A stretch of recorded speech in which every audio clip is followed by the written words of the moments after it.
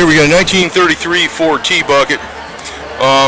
You know, obviously it's the regular Ford Model T, lowered, fenders all stripped off of it. That's all you need, right? Lightweight, with a Chevy 350 in it. So, you know, if you want a Ford, back in the day the Ford Flathead was a cheap one, but no longer. It's the Chevy small block. Personally, I would put a Ford small block in it because it's a Ford, but they're more money. They're probably double the money as a Chevy small block. I like this one too because it's got the fenders in the back. If you want to add the fenders in the front, you could, which would make it, you know, not just, well, more of a pleasure to drive, because if you're driving in rain, man, that thing's gonna roost your tail some serious water. But these back here, pretty good. I'm not sure if you got wipers on here or not. No, yeah, you got one wiper.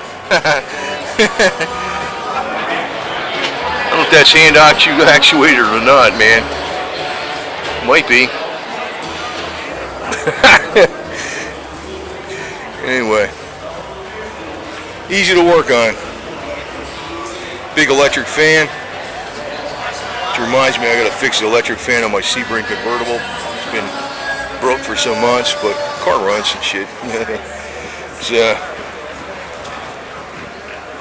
Krager mags. That's freaking very, very classic. Classic 5-spoke Krager mags. ProTrack 50.